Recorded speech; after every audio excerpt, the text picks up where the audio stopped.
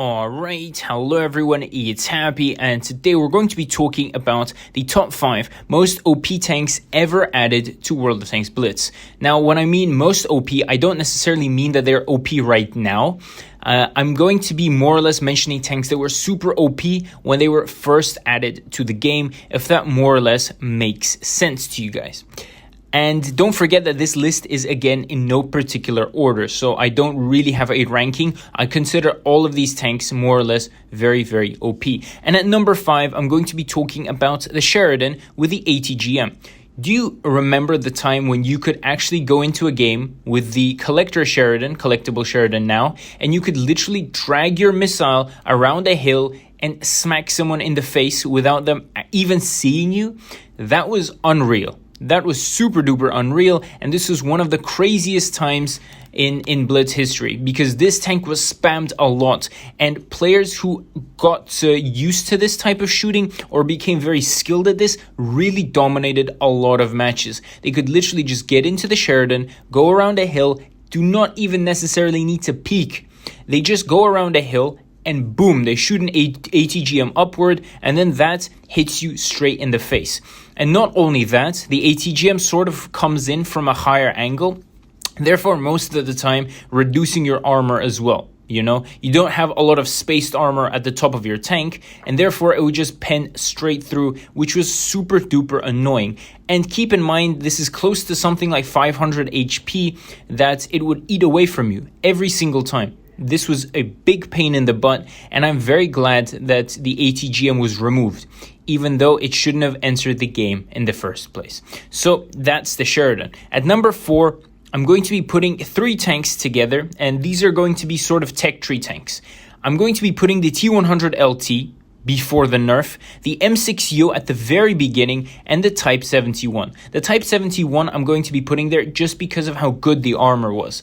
When I first started playing against the Type 71, I was struggling a lot. Penning that tank frontally was a big challenge for me, and that's why I considered it OP at the start. I was like, this tank is way too strong armor-wise, and it's very hard to pen. Over time, of course, it's easier to penetrate this tank. Same with the M6U. The armor was great, and the gun variations you would get on this tank made it super duper strong. You could have the double shot 450 alpha gun, which was great in order to do damage. Players were doing 4,500 average damage in this tank for 100 games or more. That was unreal to me. And this is probably one of the strongest tanks added in a long time into Blitz, at least at the time of its release. Same with the T100LT. Before this nerf, players were doing crazy numbers on this tank when it came to stats. They were racking up so much damage because this tank was very strong, and it makes sense why the T100LT and Type 71 were more or less nerfed by Wargaming. It makes sense, and this is just a pattern of newer tanks being added and being extremely strong in our beloved game. At number 3, how could I go without mentioning this tank? And that is the Annihilator. I'm pretty sure a lot of players got this tank sort of accidentally without even realizing what it was. This tank is a tier 7 menace that is just going to absolutely destroy you, and has sort of like a Gatling gun, I would say. It shoots 3 shots one after the other, and you can do 600 plus damage in this tank. It's very mobile, and the turret is also very strong when it comes to the armor. This tank is very strong, and against any other tier 6 or 7, this tank will just absolutely shred it to bits. Not only because it has an insane gun, but it also has insane everything else pretty much. It has a great turret, as I said, great armor, and overall just a super duper good tank. I still don't understand why Wargaming decided to add this tank into the game, and yeah, it just doesn't really make sense to me. At number 4, I'm also going to be, at number 2, I would say, I'm going to be putting its brother in there, which is definitely the Smasher.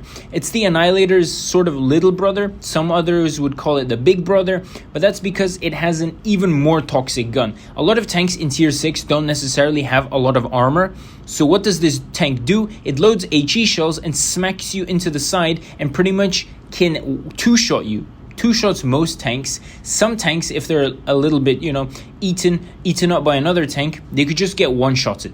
This tank is really, really strong only because of the gun. The mobility and the armor are not amazing, but they're still all right for the Smasher. The Alpha is really, really, really ridiculous for tier 7, and that's also because the Annihilator has 3 shots. So long distance, it's quite hard to hit all 3. You might hit 1 or 2, but the Smasher, it shoots 1 shot and it will hit, and if it connects, it's going to do a lot of damage, and that is why both the Smasher and the Annihilator are super duper strong.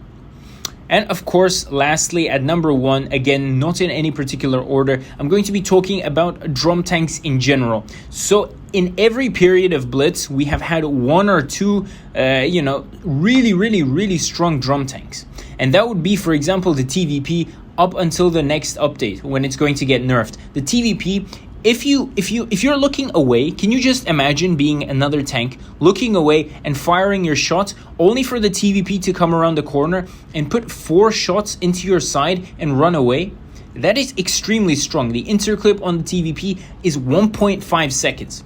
That is unreal, and it makes sense as to why Wargaming are giving this tank a really big nerf. This tank is extremely strong.